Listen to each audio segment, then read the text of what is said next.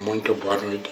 Mais uma vez apareço e peço a todos subscrevam a este canal do YouTube, porque aqui é onde trago grandes novidades, que é para você ter sempre aquelas notificações sobre as grandes novidades que eu trago sobre metodologia de investigação, sobre estatística, investigação operacional e outros ramos que andarei a abordar mercados financeiros, entre outros.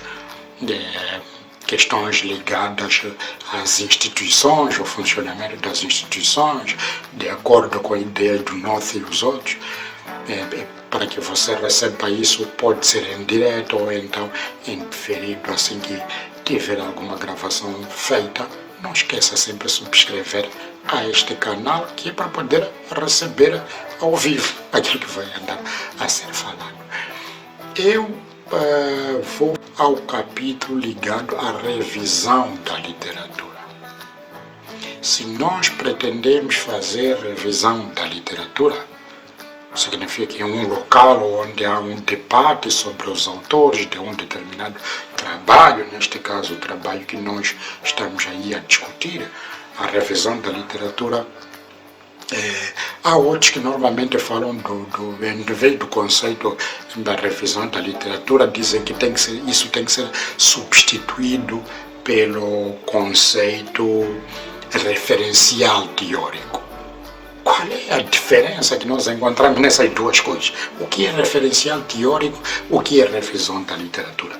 Quando nós temos que saltamos para referencial teórico ou revisão da literatura, no referencial teórico significa, durante todo o nosso trabalho, nós vamos nos assentar numa teoria. Se nós vamos assentar numa teoria, significa que toda a discussão que nós vamos fazer é em torno daquela teoria. E aí estamos a falar de referencial teórico. Significa que eu estou, por exemplo, numa área como eletrotecnia e eu vou me basear nas teorias, por exemplo, do Nyquist, para aqueles casos que aprenderam controle de sistemas. Nós estamos a falar daquilo que são as principais teorias do Nyquist, quando ele estava a falar de estabilidade dos sistemas. Então, nós podemos basear nas teorias do Nyquist. Significa que toda a discussão gira em torno de teorias do Nyquist. E aí nós vamos a falamos de referencial teórico. Se eu estou, por exemplo, a querer falar, estou num debate da matemática, estou a falar da resolução de integrais segundo Euler, então significa que a minha teoria centra-se naquilo que são as definições de Euler para integrais, por exemplo.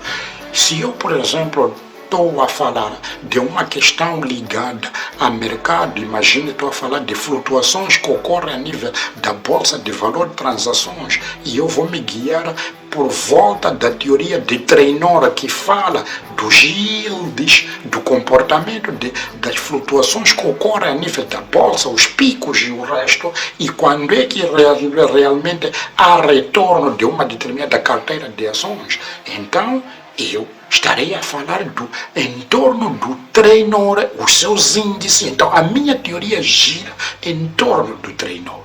Se eu vou, por exemplo, pegar naquilo que são as grandes teorias que o Chiavenato traz na área de recursos humanos, significa que as minhas teorias giram em torno daquilo que são as abordagens do Chiavenato. Então, aí eu estou a falar de um referencial teórico. Referencial teórico, eu tenho que estar por volta de uma teoria. Em filosofia eu posso me centrar, por exemplo, na grande teoria por exemplo. Então eu estou a girar em torno da teoria do Kant, sobre a dignidade da pessoa humana. Se estou a girar em torno do Kant, então significa que as minhas teorias, a teoria que eu vou ter que abordar toda, está em volta do Kant. Aí falamos do referencial teórico. E quando é que eu faço a revisão da literatura? A revisão da literatura é um debate que está a ocorrer entre vários autores que estudaram um problema similar. Se estudaram um problema similar, então há um debate entre eles. Então aí eu estou a fazer a revisão da literatura. Eles são completamente distintos. Agora, quando nós vamos ter que fazer a revisão da literatura ou baseando em um referencial teórico, há aí vários conceitos fundamentais que têm de ser usados durante a abordagem toda, que é o conceito de citar esses autores. Essa citação pode ser literal, em que é uma transcrição de algumas passagens daquilo que o autor disse, uma citação literal. Ou então nós dizemos pelas nossas palavras o que o autor disse, que é uma citação não literal. Depois, citação significa que estou a dizer o que o autor disse, ou então estou a transcrever partes do que o autor disse. Aí nós estamos a falar de citação. E há um determinado momento em que, se eu citei um livro, o autor tal disse, a pergunta que se coloca é: em que livro ele disse isso? Em que livro, em que obra ele disse isso? Em que artigo ele disse isso? Em que manual ele disse isso? Aí já estamos a falar de escrever as referências. Significa, que livro é este? Que livro é este? Onde aparece o apelido do autor, ou aí algumas letras do nome do autor. Lá nós vamos indicar qual é o título desse livro, a edição, o volume, a cidade onde o livro foi lançado, qual é a editora, como tinha dito, se foi numa conferência, em que dia foi, ou que meses, que semanas ocorreu, essa conferência levou, ou que dias essa conferência levou. Tudo isso eu digo nas referências. Se eu tenho que citar e eu tenho que escrever as referências, então, por obrigatoriedade, sou obrigado a ter que seguir uma norma. Para escrever as referências, fazer as citações, sou obrigado a ter que seguir uma norma. Então aí fala-se de normas para a escrita científica. Essas normas para a escrita científica têm vários autores, principalmente como países ou universidades. As normas geralmente não são de uma única pessoa, né?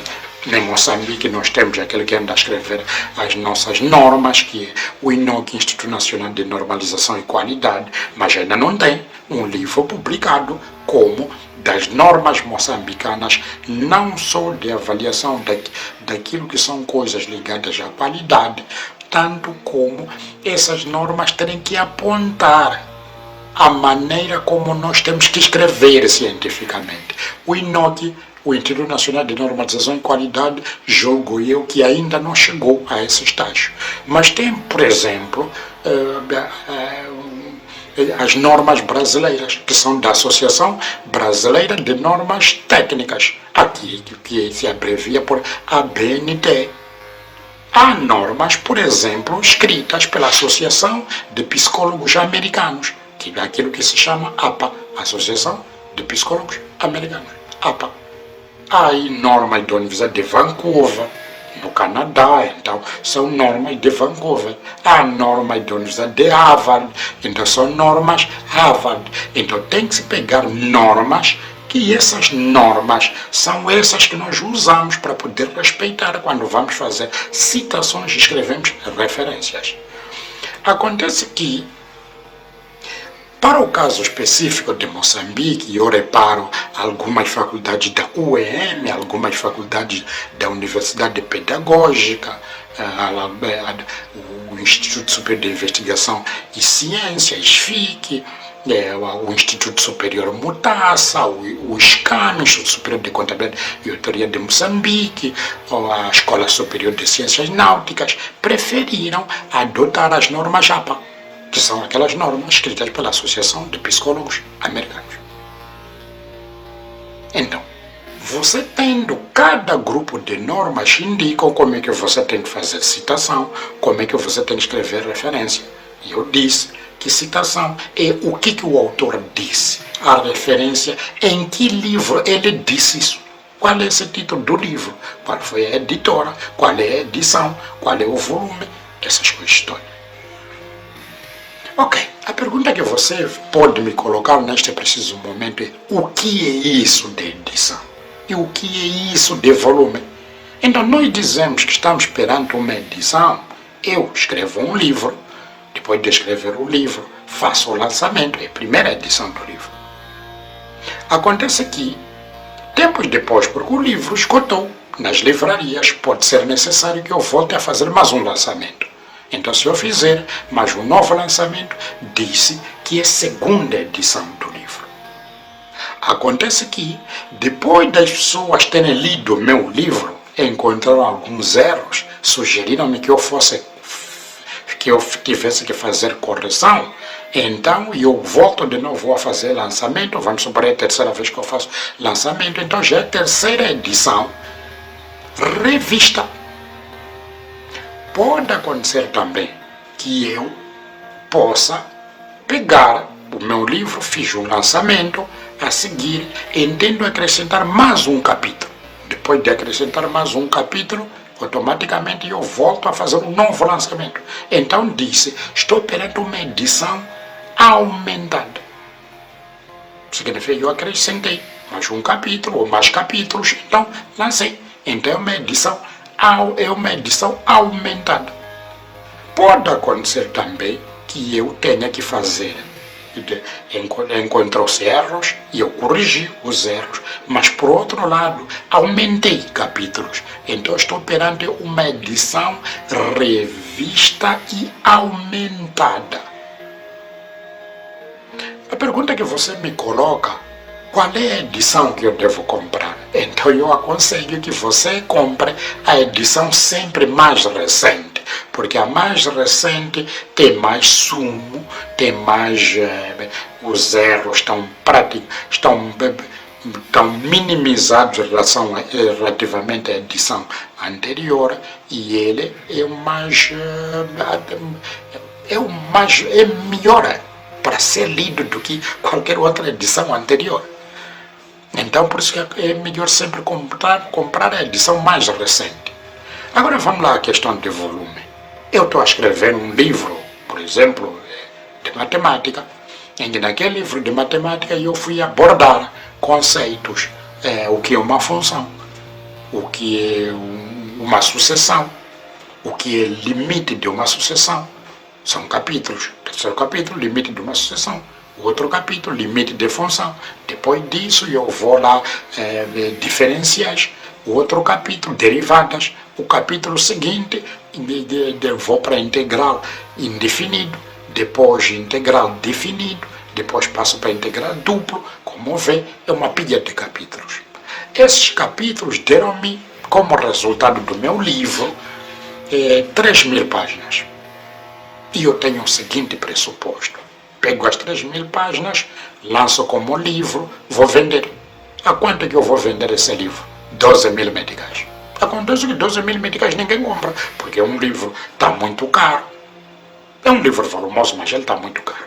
Então eu acho que 12.000 meticais é muito. Significa que estou a falar de por aí, perto praticamente $150. $150, esse livro está muito caro. Ninguém quer comprar, dólares americanos. Então, qual é a única saída? Qual é a outra saída? A outra saída é que eu, antes de lançar, entenda isso, partir esse livro em vários outros livros. Vou colocar como o primeiro livro que trata só de sucessões, fala de limite de sucessões, funções, limite de funções derivadas. O segundo livro começa de integral indefinido, depois de integral definido. O terceiro livro, integral duplo para ali. Então, ao primeiro livro vou denominar primeiro volume, ao segundo livro, segundo volume, ao terceiro livro, terceiro volume. Por quê? Porque eu preferi pegar aquilo que seria um grande livro, parti-lo em partes. E dessas partes as pessoas já podem comprar aí por 3.500 meticais, que estamos a falar de por aí perto de 30, 40 dólares, depois o outro pode comprar a 2.000 meticais e por aí em diante. E é muito mais barato. Então há uma pergunta que pode me colocar: qual é o truque que um autor pode usar para que alguém que tenha comprado o volume 2 entenda-se em comprar o volume 1. O maior truque que muitos usam é que vão no volume 1, colocam um exemplo. E ele já no volume 2, precisa de usar o mesmo exemplo, ele não repete o exemplo, não copia o exemplo. Ele só diz, usando o exemplo 4 do volume 1, página 15, a resolução deste exercício seria. Então ele coloca a resolução. O que acontece do ponto de vista do leitor? É ele procurar. A pergunta que ele vê é onde é que eu vou encontrar o enunciado? Então os outros já respondem, vá comprar o volume 1. Ele vai ter que procurar comprar o volume 1 porque ele está precisando do enunciado para poder resolver cá no volume 2. Então, quando nós vamos falar de livros, para fazermos citações, escrevermos as referências, temos que ter em conta isso. Quando nós vamos fazer referências, teremos que indicar qual é o volume, já perceberam que é volume, qual é a edição, perceberam qual é a edição, nós vamos indicar a cidade onde o livro foi lançado, a editora, qual foi a editora, tem o título do livro, os autores do livro. E aí, depois veremos melhor isso abordado quando formos a tratar efetivamente de aplicação de determinadas normas, como o caso de norma JAPA, que é uma coisa que eu trago numa das próximas edições. Então, basicamente eu queria vos falar que a revisão da literatura é um local onde os autores têm um debate. O referencial teórico há um debate em torno de uma teoria. E que todos eles acabam fazendo citações, ou então fazendo citações, e depois das conclusões, preciso colocar as referências. Se nós temos que escrever as referências, temos que escrever citações, tem de ser com base em normas. Não se escreve assim à toa como cada um achou. Tem que ser com base numa norma. E normalmente, se forem para as vossas instituições, hão de encontrar no SCAM, na Escola Superior de Ciências Náuticas, o EMIS, FIC, no Instituto Superior Mutaça, entre outros, o que ocorre é que essa norma está prescrita no regulamento de trabalho do fim do curso. Vem lá, essa norma tem que estar prescrita. Eles têm de dizer efetivamente, ok, a norma a usar nesta instituição é norma Vancouver, ou a norma a usar nesta instituição é APA, a norma a usar nesta instituição é a BNT. Significa que o regulamento já faz uma distinção. E eu aproveitei de dizer que, por exemplo, instituições como o SCAM, Instituto Superior de Contabilidade e Auditoria de Moçambique, o caso da Escola Superior de Ciências Náuticas, o caso do ISFIC, Instituto Superior de Formação, Investigação e Ciência, o caso do Instituto Superior Mutaça, o caso da UP, da UEM, no que eu sei, adotaram as normas APA. E são elas que estão regulamentadas no regulamento de trabalho de licenciatura. Então, por hoje, eu agradeço muito aquilo que é a sua atenção nesta aula específica que nós tratamos. E não esqueça que este vídeo está linkado a partir do canal YouTube. Subscreva o canal para receber sempre os próximos vídeos. E virei nas próximas vezes a descrever efetivamente basicamente o que a metodologia terá, para depois entrarmos já como aplicarmos as normas quando nós estivermos a falar da revisão da literatura.